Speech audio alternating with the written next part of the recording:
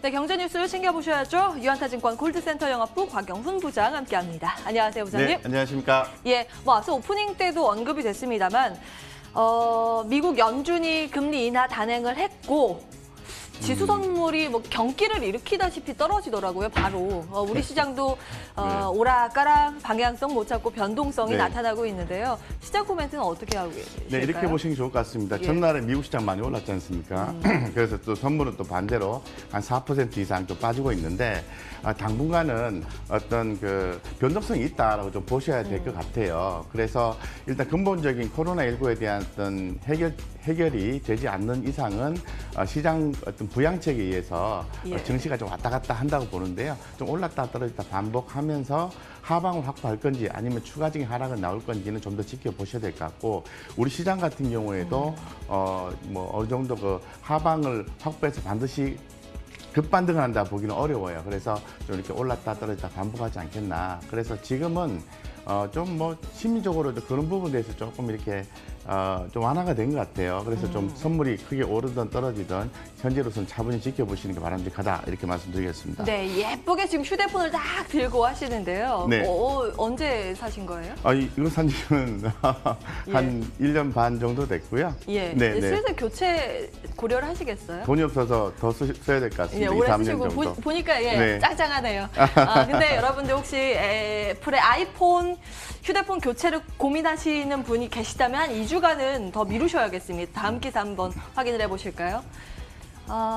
애플이 중국 제외한 전 세계 이 매장을 닫기로 결정을 했습니다. 국내에는 가로수길에 딱 하나 있죠. 그건 네. 이제 휴업에 들어갔고요. 네. 나머지 전 세계에서 460곳의 애플 매장 2주간 폐쇄를 결정했습니다. 근데 문제는 뭐냐면 IT 업체가 실적 타격받지 않을까라는 우려감이 이제 현실화되는 것인데 네네. 이 납품업체들이 오늘 휘청이고 있어요. 네네. 본 기사 같은 경우에는 굉장히 부정적이다라고 보기는 힘들 것 같습니다. 왜냐하면은 어느 정도 이 코로나19에 대한 대응 조치로서 나오는 기사이기 때문에 그렇게 부정적이 보실 필요가 없고, 좀 더 깨알 같은 포인트를 좀 살펴보시면은 깨알 포인트가 어디 있죠? 세계 460곳의 2주간 폐점, 이 부분은 조금 부정적인 느낌이 좀 오지 않습니까? 하지만 자세히 들여다보시면은 여기는 나와 있지는 않습니다만 나오네요. 중국 매장 42곳은 재개장 이렇게 나오죠. 그래서 중국과 한국 같은 경우에는 이 코로나 확진자에 대한 증가세가 좀 감소되고 있다는 게 긍정적인 포인트라고 얘기를 할 수 있는 거죠. 더 중요한 것은 지금 이탈리아, 유럽 쪽과 미국 쪽의 코로나 확진자 수가 좀 감소하는, 증가세가 감소하는 형태가 나와줘야만이 근본적으로 좀 좋아질 수 있다고 우리가 포인트를 잡고, 지금은 어쨌건 우리는 중국과 우리는 조금 완화 국면을 가지만 아직도 코로나19에 대한 부정적인 부분이 있으니 우리는 그대로 리스크 마인드를 유지하자, 이렇게 말씀을 드릴 수 있을 것 같습니다. 그러면 오늘 급락하고 있는 애플 부품주는 지금 사야 된다라는 관점이실까요? 우리가 이제 그렇게 보셔야 돼요. 이제 주식을 보실 때 앞으로 비율을 봐야 되겠죠. 큰 흐름으로 봤을 때 성장 가능성이 있는 종목이라면 관심을 갖되, 우리가 내용만 봐서는 안 되고요. 이제 수급적인 요소와 차트적인 요소를 우리 개인 투자자들은 함께 봐야 되는데, 현재 지금 수급과 차트는 좀 부족하니 관심을 갖되 지금은 관망 형태로 지켜보면서 우리 거꾸로 수급이 들어와 줬을 때 분할해서 들어가자, 이렇게 말씀을 드리겠습니다. 예, 지금은 조금 더 지켜보자라는 관점이시네요. 네, 수급 들어올 때 다시 한번 체크 도와드리고요. 다음 기사는 공매도 금지 카드 약발 받을 수 있을까 기사 챙겨보겠습니다. 바이오주가 지금 수혜를 받을 것이다라고 저희도 지난주에 좀 말씀드렸는데 오늘 제약 바이오주가 굉장히 강한 모습이고요.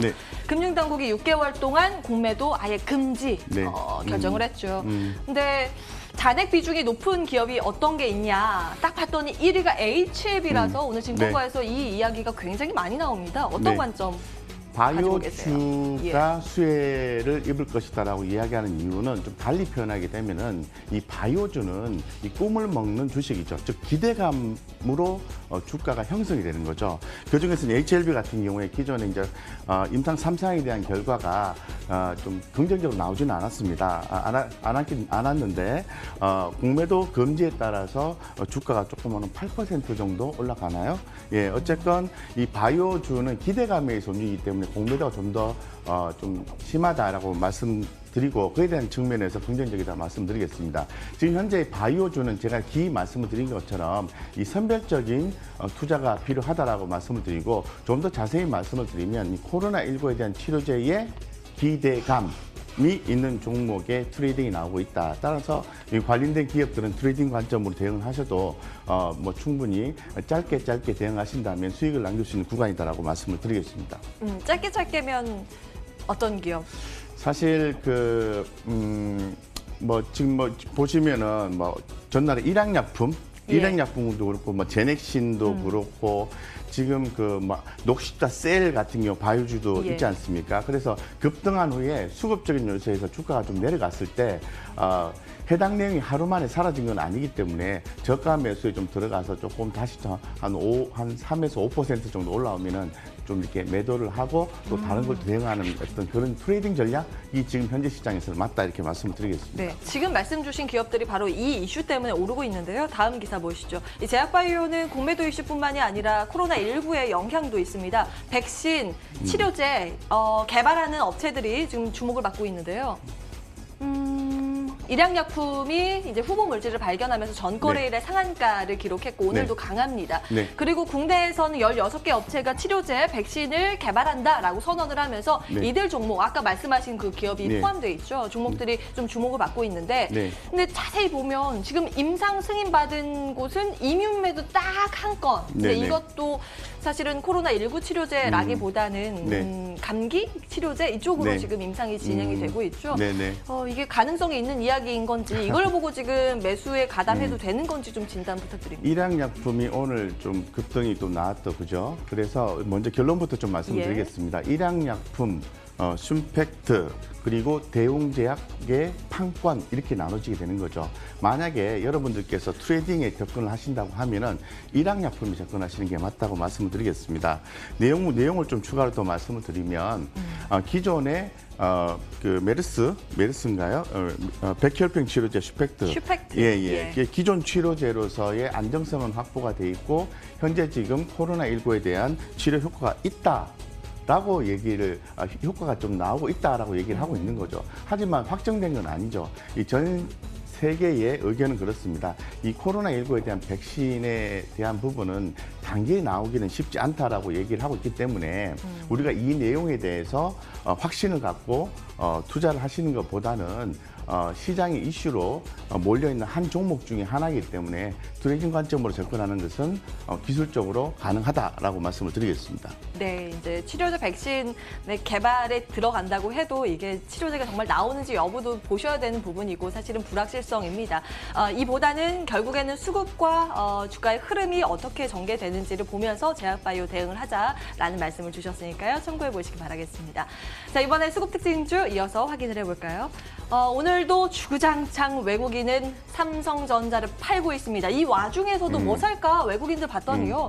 코스피 쪽에서는 눈에 띄는 게 LG화학, 삼성전기 그 밖에도 금융주를 좀 담고 있다는 게 오늘 좀 특징적인 것 같고요. 코스닥 쪽에서는 뭐 소부장 관련주도 있고 마스크 안 만들고 있는 마스크 테마주죠. 50까지 이름을 올리고 있는데요. 좀 분석해 주실까요? 관련 기업들에 대한 외국인 수급이 유입되는 것은 그만한 이유가 있다고 판단하시는 게 맞습니다. 예. 그래서 이 코스피 쪽에서 딱 한 종목만 말씀을 드린다고 하면은 LG화학에 주목을 하셔야 된다고 말씀드리겠습니다. LG화학의 사업 구조는 이렇게 되어 있는 거죠. 화학 섹터와 2차 전지 섹터 나눠지는 거죠. 예. 근본 코로나19 등으로 인해서 화학 섹터의 상황이 좀 좋지가 않습니다. 그리고 2차 전지 부분에 대해서 일회성 비용이 올해 1분기 정도 반영이 된다고 하는데 어쨌건 이제 LG화학의 전기차, 2차 전기차 배터리 부분에 대해서는 추후 성장성이 대단히 높기 때문에 주가가 빠졌을 때 중장기로 투자하기에는 대단히 좋은 포인트다라고 말씀을 드리겠습니다. 오늘 당장 안 올라간다 하더라도 LG화학은 반드시 이런 포인트에서 이렇게 주가 많이 빠진 상태에서 주목하셔야 된다 말씀을 드리고 그 사업부에 대한 분리적인 측면은 조금 딜레이 된 것 같아요. 화학 섹터가 가격이 많이 빠졌기 때문에 그래서 추후에 서로 분사를 할 때 약간의 문제가 될 수 있기 때문에 어느 정도 화학 섹터가 조금 안정화가 되면 바로 분사로 들어갈 가능성이 대단히 높다고 말씀을 드리고 이 코스닥 순매수 같은 경우에 종목들이 괜찮습니다만은 HFR을 보셔야 주목하셔야 된다 말씀드리겠습니다. 그 네. 이유는 지금 현재 우리나라 통신사가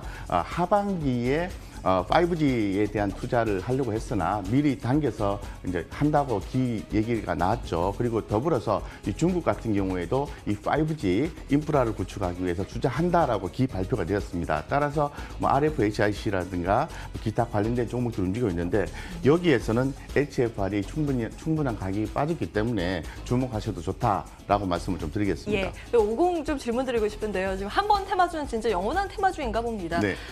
마스크를 만들지 않고 있다라고 분명히 기사가 네. 나왔음에도 불구하고 계속 네. 마스크주랑 같이 움직이거든요. 아직은 그 이슈죠. 이슈가 예. 대단히 높은 거고 치료제에 대한 부분은 우리가 계속해서 얘기가 나오고는 있습니다만은 아직 좀 불확실한 측면이 많기 때문에 예방하고 차단시키고 이런 부분에 더 관심이 있기 때문에 50이 주목받는 것이 아닌가 하는데 이런 종목들은 철저하게 트레이딩 관점으로 보셔야 되고 반드시 손절 라인을 잡고 생각하시는 라인 밑으로 깨지면은 주가를 비중 축소가 아니라 매도하셔야 된다고 말씀드리겠습니다. 보수적 관점 네. 50까지 챙겨보고요. 기관이 어떤 종목 사는지 실시간 수급 특징주 보겠습니다. 지금은 유가증권 시장 쪽에서 O, SK 하이닉스 담고요. 삼성전자는 우선주로 담고 네.